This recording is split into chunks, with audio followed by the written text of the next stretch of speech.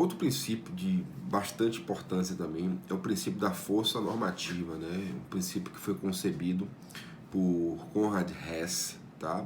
Então, segundo Hess, esse princípio, o intérprete, por esse princípio, o intérprete deve buscar soluções que possibilitem, né, uma maior atualização normativa, tá?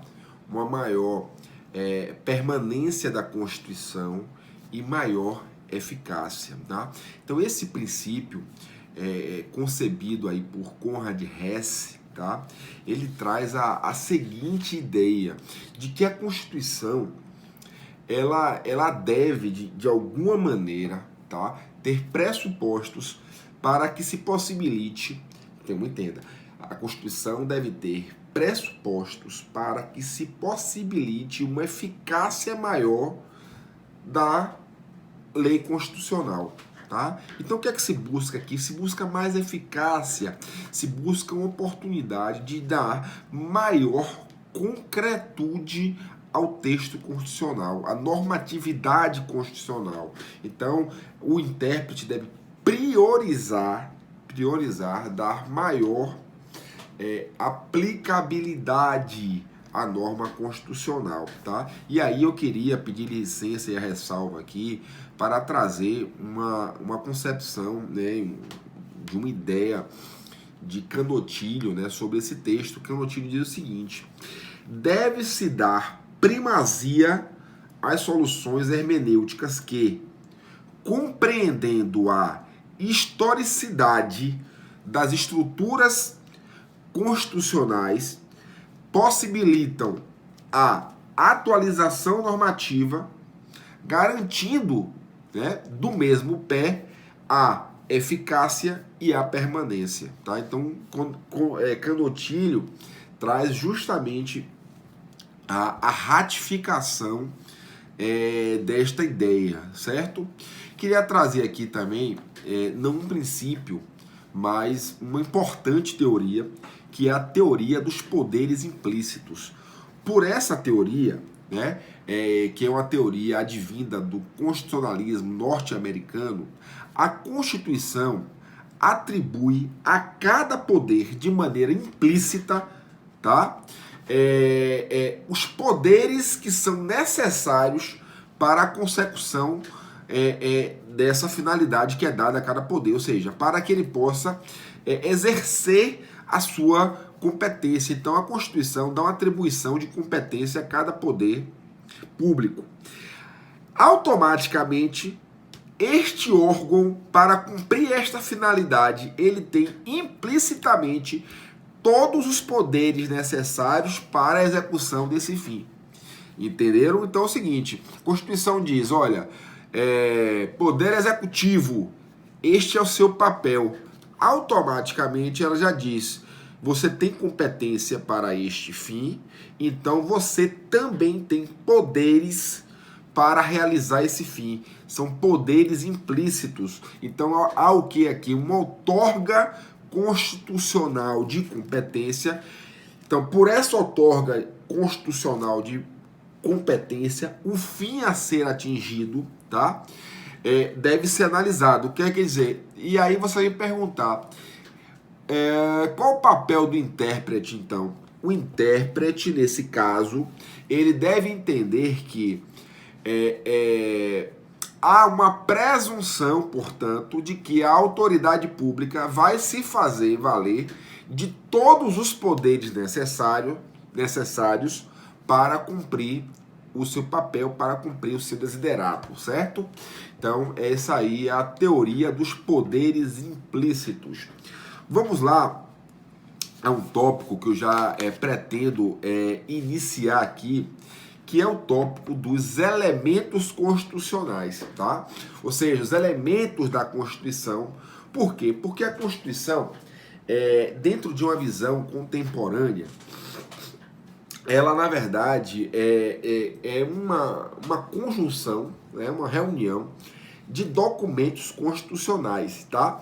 Então o que acontece? Esses documentos constitucionais são documentos constitucionais que são amplos e que são também prolixos, tá? Então, na verdade, a Constituição, ela possui diversos elementos que compõem esse documento constitucional. Então isso resulta de quê?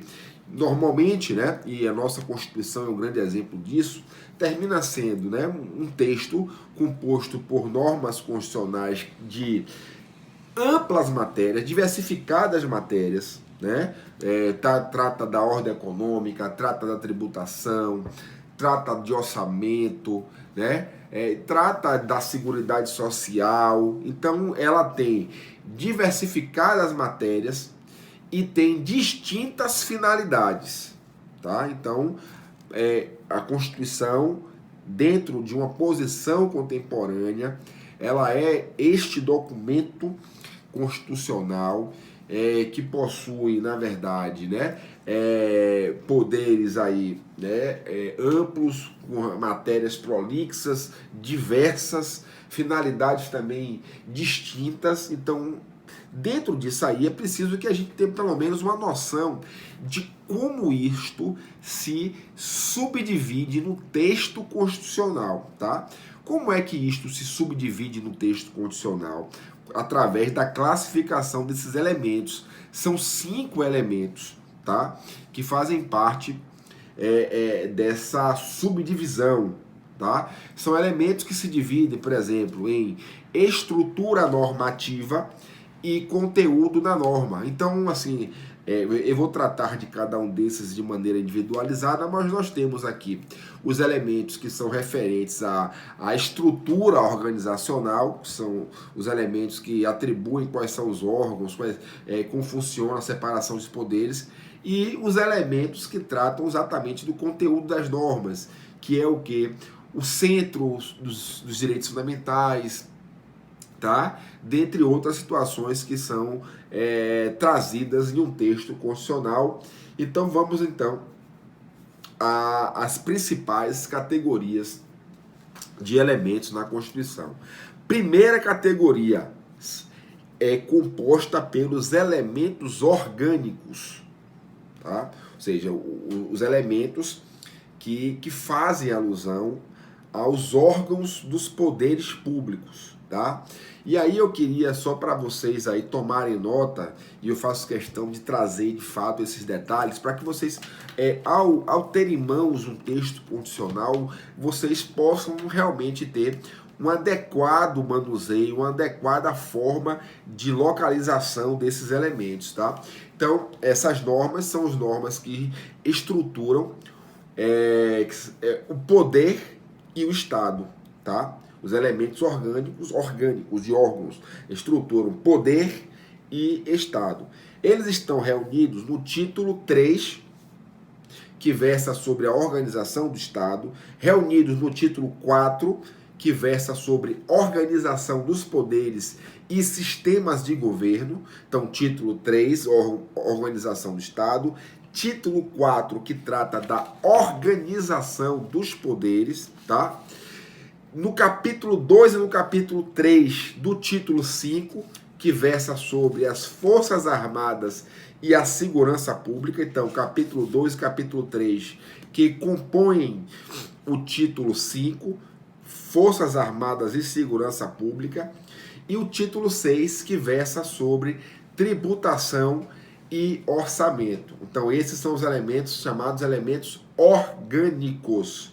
Beleza? Beleza. Ok. Então, nós temos também os elementos chamados elementos limitativos.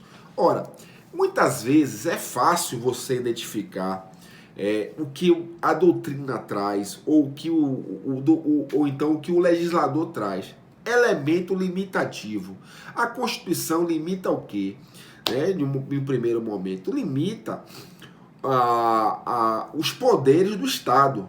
Então, se eu estou falando de elementos limitativos, eu estou falando de que, se, por um lado, há uma limitação à atuação estatal, por outro lado, existem o quê? Garantias, direitos fundamentais. Então, elementos limitativos são elementos que se caracterizam por normas limitativas. Essas normas limitativas são as normas referentes aos direitos fundamentais e garantias fundamentais. Essas normas estão no capítulo 2 da Constituição, que trata dos direitos e das garantias, menos os direitos sociais, porque os direitos sociais compõem uma outra estrutura, que inclusive eu vou falar dela agora, tá? Então, segundo ponto é o ponto referente aos elementos limitativos, garantias fundamentais e direitos fundamentais. Então, terceiro ponto, elementos socioideológicos. Elementos socioideológicos,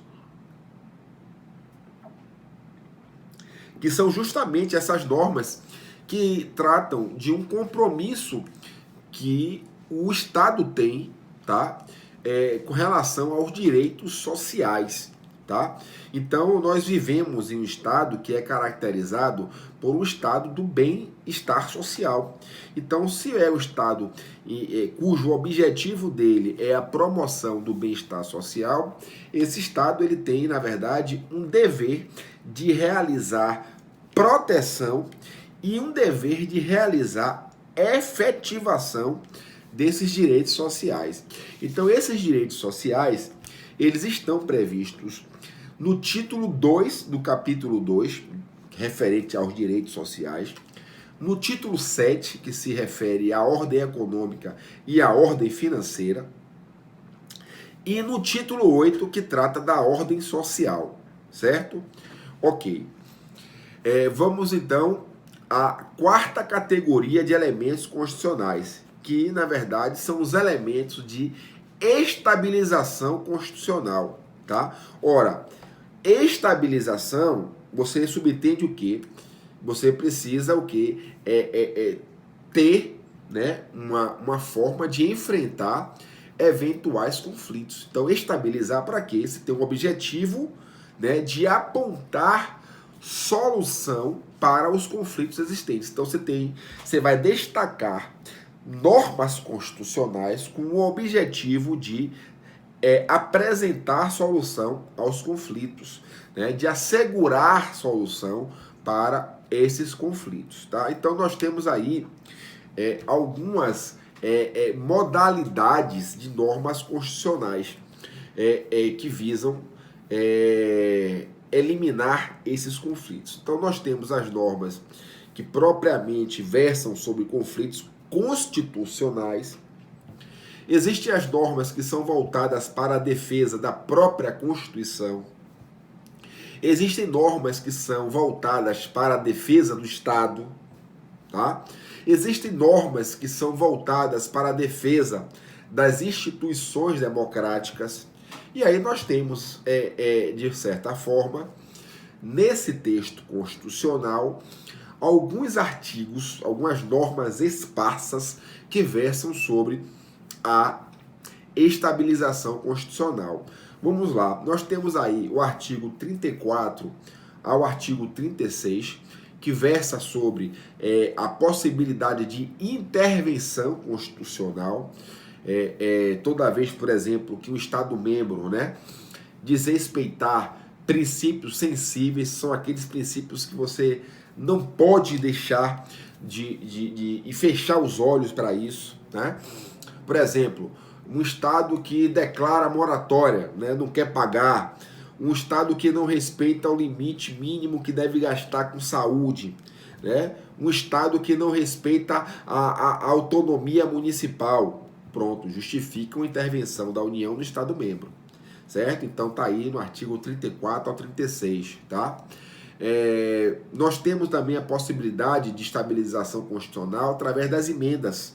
Ora, você tem uma norma constitucional que não acompanhou, né, não se aplica mais, em razão da sociedade ter mudado significativamente. Então você precisa o quê? Você precisa adequar a Constituição a esse novo contexto de mundo. Então você vai ter uma Constituição que jamais pode ser alterada? Não. Então você tem lá a norma, o artigo de número 59, 60, que possibilita o quê? Realização de emendas constitucionais. Bem como também você precisa, para defender a Constituição, você precisa criar, dentro do próprio texto constitucional, mecanismos, né, que sejam responsáveis pela tutela da ordem constitucional. Então esses mecanismos prevêem o quê? Prevêem formas, tá, de combate a eventual norma, lei infraconstitucional que desrespeite o texto constitucional. Aí nós temos o quê? As ações de controle de constitucionalidade. Essas ações estão previstas lá no artigo 102 da Constituição, que prevê a ação direta de constitucionalidade, a ação declaratória de constitucionalidade. São ações voltadas para proteger o texto constitucional, tá? Então nós temos aí essa quarta categoria, né, que é a categoria dos elementos de estabilização constitucional, versa também sobre a jurisdição constitucional, né, a proteção à ordem constitucional, certo? Então esses são os artigos aí que eu posso mencionar. E nós temos também a quinta categoria, que são as categorias dos elementos formais de aplicabilidade. Ora, a Constituição que é composta, né, por uma reunião de normas constitucionais, essas normas constitucionais, elas não são enfeite, né? Elas não são meramente um ideário, elas precisam ser aplicadas. Então nós temos normas na Constituição que trazem previsão dessas regras de aplicação da norma constitucional. Para quê?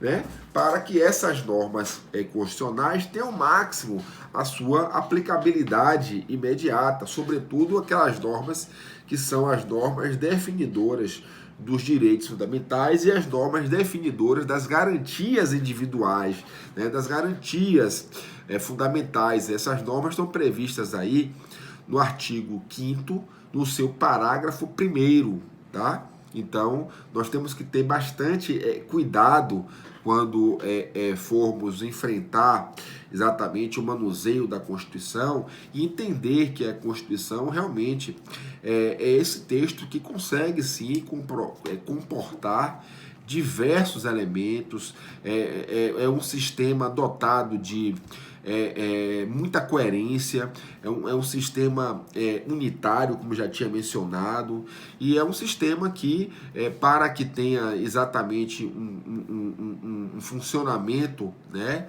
ao máximo, com eficiência, com alta aplicabilidade, é sim um sistema que precisa ter essa composição com esses elementos. Alguns referentes à própria estrutura de organização do Estado, os três poderes, os órgãos que compõem esses três poderes, elementos que são responsáveis por limitar a atuação do Estado. Olha, você não pode aqui intervir na propriedade privada, a não ser que seja uma das hipóteses constitucionais de exceção, né, de perigo iminente, ou então um descumprimento de uma função social da propriedade, algo referente também à reforma agrária. Ou seja, salvo isso, o Estado não pode intervir, ele não pode cobrar tributo do contribuinte sem que tenha previsão em lei, ele não pode, na verdade, não prestar contas da gestão pública. Tudo isso são o quê? São limitações ao poder do Estado, né? Nós temos também normas de contexto socioideológico, como eu mencionei, que visam dar maior efetivação aos direitos sociais, porque o Estado é um estado de bem-estar social também, né? Tem esse viés social muito forte, carregado, e você percebe isso em algumas passagens: erradicação da pobreza, né? Promoção do bem-estar. É o Estado também que possui características, né, de ter elemento de estabilização. Você precisa ter o controle do texto constitucional. O texto constitucional ele não pode ser violado, ele não pode ser desrespeitado. Então ele tem que ter normas de controle, normas que possam dar segurança, estabilidade constitucional, né? E como eu falei por fim, nós temos também que ter normas que sejam normas que você possa extrair ao máximo aplicabilidade, né? Ou seja, os direitos fundamentais, eles não existem para se colocar exatamente em um pedaço de papel, colocar embaixo do braço e mostrar que, olha, eu tenho direito. Você espera que se tenha o quê? Aplicabilidade desse texto, tá? Então, com isso, eu finalizo aqui esse tópico, né, sobre os elementos da Constituição e tudo aquilo que eu falei antes, referente também à teoria dos poderes implícitos, ao princípio da força normativa, beleza? Vamos à próxima.